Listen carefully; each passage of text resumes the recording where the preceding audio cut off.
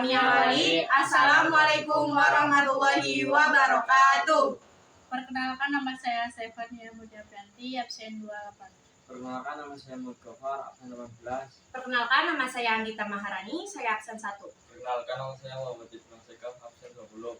Lalu Farah Rizky absen 10 dan Dina Florenza absen 6. Di sini kami dari kelompok 2 akan mempresentasikan kebijakan tanam paksa, kebijakan pintu terbuka pada tahun 1870 sampai 1900.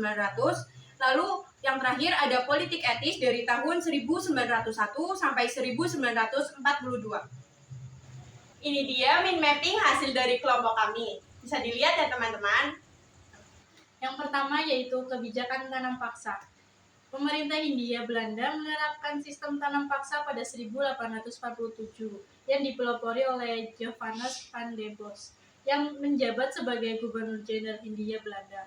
Sistem tanam paksa mewajibkan penanaman tanaman ekspor yang laku di pasaran dan dipaksa menyerahkan hasil tanam hanya kepada pemerintah kolonial Hindia Belanda. Selain diterapkan di Jawa, sistem tanam paksa juga diterapkan di Minahasa, Lampung, dan Palembang. Latar belakang tanam paksa. Ada beberapa hal yang melatar belakang kebijakan tanam paksa, diantaranya yang pertama, Belanda mengalami krisis ekonomi pasca kejayaan Napoleon Bonaparte 1803 sampai 1815 di Eropa. Yang kedua, terjadinya perang kemerdekaan Belgia yang menyebabkan pemisahan wilayah pada tahun 1830. Yang ketiga, besarnya biaya untuk menumpas pemberontakan di Diponegoro atau Perang Jawa. Yang keempat, pemasukan dari penanaman kopi tidak cukup untuk menutupi kekosongan keuangan. Yang kelima, kas Belanda kosong dan utang Belanda yang sangat banyak. Yang keenam, kegagalan praktik liberalisasi dalam mengeruk keuntungan tanah jajahan Hindia Belanda. Aturan tanam paksa. Dari berbagai latar belakang di atas, pada akhirnya Gubernur Jenderal van der Bos memutuskan untuk melaksanakan tanam paksa. Berikut adalah ketentuan dari tanam paksa. Yang pertama, diadakan persetujuan untuk penduduk agar mereka menyediakan sebagian tanah untuk ditanam tanaman ekspor. Yang kedua, tanah yang disediakan tidak melebihi 1/5 dari tanah yang dimiliki. Yang ketiga, pekerjaan tanaman tidak melebihi pekerjaan untuk menanam padi 3-4 bulan. Dan yang keempat, tanaman yang disediakan penduduk bebas dari pajak tanah. Yang kelima, harga tanaman disesuaikan dengan harga dari pemerintah kolonial. Yang keenam, kegagalan panen ditanggung pemerintah. Yang ketujuh, bagi yang tidak memiliki tanah, maka diharuskan bekerja di perkebunan atau pabrik milik pemerintah selama tidak lebih dari 65 hari dalam setahun. Dan yang terakhir, pelaksanaan tanam paksa diwakili dipimpin pribumi. Pegawai Eropa hanya sebagai pengawas secara umum. Penyimpangan tanam paksa. Secara umum, aturannya buat pemerintah kolonial Hindia Belanda ditaka memberikan pribumi. Namun di lapangan banyak penyimpangan yang dilakukan sehingga praktek tanam paksa menjadi sangat memberatkan pribumi. Berikut adalah praktek penyimpangan tersebut. 1. Jatah tanah untuk tanam paksa melebihi 1/5 dari tanah garapan dan melebihi apabila tanahnya tidak subur. 2. Rakyat lebih banyak mencurah pada tanam ekspor sehingga ladang miliknya terbengkalai. 3. Rakyat yang tidak memiliki tanah pekerja melebihi ketentuan 1/5 tahun. 4. Waktu pekerjaan tanam paksa melebihi batas waktu tanam padi 3 bulan karena perkebunan memerlukan perawatan yang terus-menerus. 5. Kegagalan panen dibebankan kepada pemilik tanah. 6. Adanya aturan Chutronses atau bonus kepada pemimpin pribumi yang melebihi ketentuan, yang semakin memberatkan pemilik tanah. Penyimpangan-penyimpangan yang terjadi semakin memberatkan rakyat.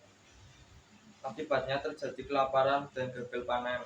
Wabah penyakit juga muncul akibat banyak kematian akibat kelaparan sehingga jumlah penduduk menurun tajam. Penghapus tanam paksa. Sistem tanam paksa mendapatkan banyak kecaman. Salah satu tokoh yang mengecam adalah Douwe Stocker. Dalam tulisannya yang menyamar sebagai Multatuli Stoker menulis buku berjudul Maghreb yang berisi tentang tuntunan kepada pemerintah kolonial untuk melebihi mempertingkatkan rakyat Hindia Belanda, karena Hindia Belanda berdiri karena hasil dari keringat rakyat pribumi.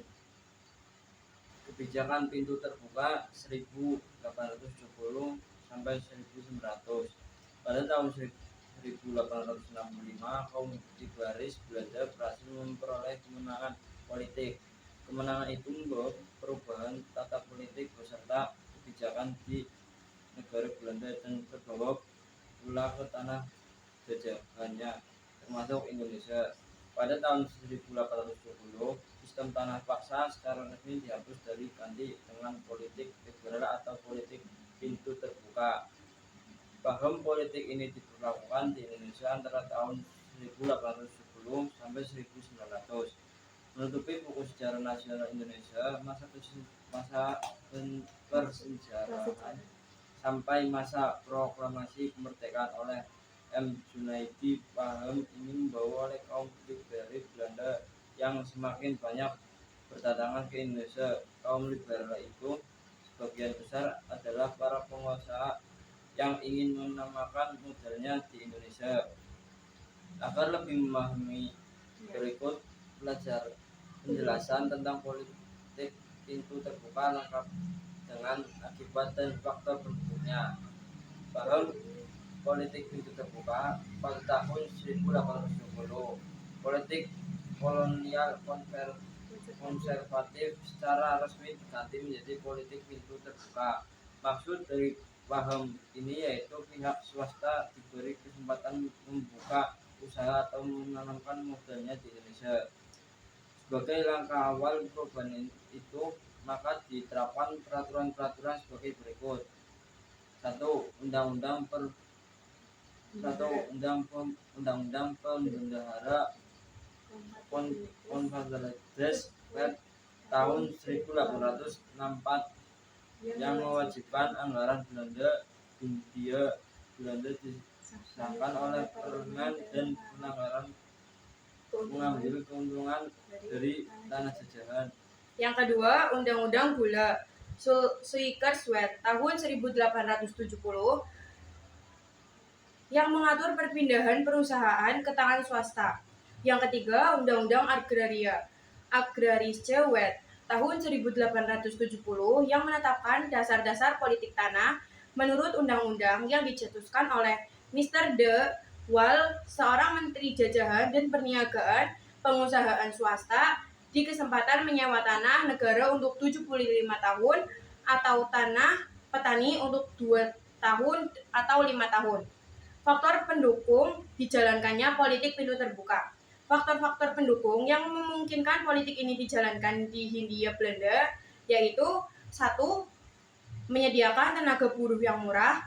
Yang kedua, banyaknya modal yang tersedia karena keuntungan sistem tanam paksa yang berlebihan. Yang ketiga, adanya bank-bank yang menyediakan kredit bagi usaha-usaha pertanian, perkembangan, dan transportasi. Yang keempat, kekayaan alam Indonesia yang melimpah. Akibat yang ditimbulkan politik pintu terbuka. Politik pintu terbuka yang dilaksanakan pemerintah Hindia Belanda itu membawa akibat positif maupun negatif bagi bangsa Indonesia. Di antaranya sebagai berikut. Yang pertama, terjadi perubahan kehidupan masyarakat yang menyangkut meresapnya ekonomi uang, timbulnya kelas baru, dan tumbuhnya pemukiman baru di daerah sekitar perkebunan, sehingga kelak berkembang menjadi kota-kota baru. Yang kedua, timbul solidaritas antar etnis bumi putra, penduduk pribumi, sehingga mulai ada embrio nasionalisme. Yang ketiga, meningkatkan peranan bahasa Melayu dan bahasa daerah lain di kalangan penguasa. Rakyat tetap menderita karena politik kolonial konservatif maupun politik kolonial liberal bertolak dari prinsip yang sama, yaitu mengelola tanah jajahan untuk kepentingan negeri induk. Yang keempat, kehidupan politik merosot tajam. Dan yang terakhir, eksploitasi tanah secara besar-besaran. Politik etis atau politik balas budi adalah kebijakan Hindia Belanda sebagai reaksi tuntutan protes dari diterapkan kebijakan tanam paksa yang dilayangkan oleh Van Deventer pada 1901 berupa program kewajiban moral menyejahterakan jajahan politik etis dipelopori oleh Broshoff yang merupakan seorang wartawan sekaligus sastrawan Belanda dan Konrad Theodor van Deventer yang merupakan ahli hukum Belanda. Program yang dimaksud dari pemberlakuan politik etis di antara edukasi, integrasi, dan transmigrasi. Latar belakang politik etis, kebijakan tanam paksa, kultur stelsel yang diterapkan oleh Van den Bosch membawa kesengsaraan bagi Hindia Belanda. Kewajiban menyediakan 20% tanahnya untuk dikuasai Belanda menjadi hal yang sangat merugikan bagi pemilik tanah, terlebih apabila tidak memiliki tanah diwajibkan bekerja kepada Belanda dengan gaji yang sangat kecil. Akibatnya kualitas hasil tanaman menurun dan menimbulkan permasalahan kelaparan, terlebih kurangnya pangan, menimbulkan wabah penyakit di Cirebon. Gerobokan tingkat kematian meningkat sedangkan jumlah penduduk menurun tajam. Penyimpang kultur Protestan pemberian bonus kepada bupati yang melebihi target semakin membuat praktik pemerasan dan perbudakan semakin besar. Pieter Broshoff selama berkeliling di Jawa pada 1887 menemukan banyak kesengsaraan yang dialami pribumi Hindia Belanda pada waktu itu. Kondisi ini membuat kecaman dari warga Belanda yang menganggap kebijakan Hindia Belanda tidak manusiawi. Van Deventer dalam majalah De Geest berjudul Erfjuul atau Hutang Budi menjelaskan bagaimana kesengsaraan bangsa Indonesia yang hasilnya justru dinikmati Belanda. Gagasan Van Deventer mendapatkan dukungan dari Ratu Wilhelmina yang menyebutkan dalam pidatonya mengenai kesengsaraan tanah jajahan tahun 1901 hasilnya kemudian dibuktikan dengan kebijakan baru diterapkan politik etis. Dampak politik etis Trias van Deventer, istilah yang dikenal sebagai bentuk kebijakan politik etis dan Hindia Belanda. Kebijakan ini meliputi irigasi atau pengarian, memperbaiki sistem pertanian, edukasi atau pendidikan, memberikan pendidikan kepada pribumi dan imigrasi atau memindahkan penduduk dengan tujuan pemerataan wilayah. Namun pada pelaksanaannya, Trias van Deventer tidak dapat diharapkan sesuai istilahnya. Pemerintah kolonial Hindia Belanda masih enggan mengubah kondisi rakyat dan terus melakukan eksploitasi pada pelaksanaannya. Belanda tidak memberi perlindungan atau bantuan kepada usahawan pribumi secara sungguh-sungguh. Pada sektor pertanian, irigasi hanya dilakukan pada perkebunan yang memiliki hak utama, sedangkan pada pendidikan, pelajaran yang diberikan hanya pada pengajaran tingkat terendah dan tertutup pada golongan penyanyi. Namun kebijakan politik etis tetap memberikan dampak positif, diantaranya munculnya golongan cendekiawan, terbangunnya saluran irigasi, terjadinya pemerataan penduduk. Berkat politik etis memunculkan golongan elit baru, yaitu kaum terdidik yang kemudian mendirikan berbagai perkumpulan seperti Budi Utomo, Indija Partij, dan Sarekat Islam. Organisasi inilah yang kemudian menjadi cikal bakal nasionalisme dan kemerdekaan Indonesia.